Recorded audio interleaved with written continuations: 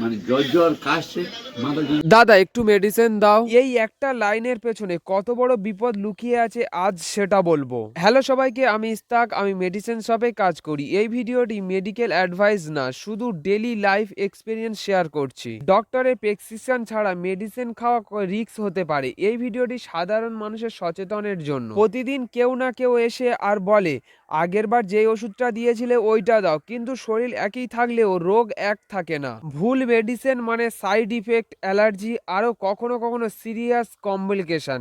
যেটা ছোট প্রবলেম ছিল সেটা আরো অনেক বড় হয়ে যেতে পারে।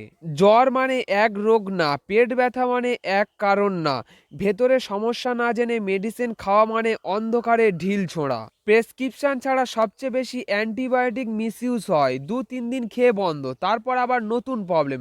এই সাইকেল চলতে থাকলে খুবই ডেঞ্জারাস। বাচ্চা আর বয়স্কদের ক্ষেত্রে রিস্ক আরো বেশি, ডোজ একটু এদিক ওদিক হলে প্রবলেম হতে পারে। আমরা মেডিসিন শপে কাজ করি হেল্প করার জন্য, কারোর হার্ম করার জন্য নয়। তাই প্রেসক্রিপশন চাইলে অনেকেই ভাবে আমরা না বলছি, কিন্তু আসলে আমরা তাকে প্রোটেক্ট করছি। আমি এমন কেস দেখেছি যেখানে প্রেসক্রিপশন ছাড়া মেডিসিন খেয়ে পেশেন্টের অবস্থা আরো খারাপ হয়ে গেছে।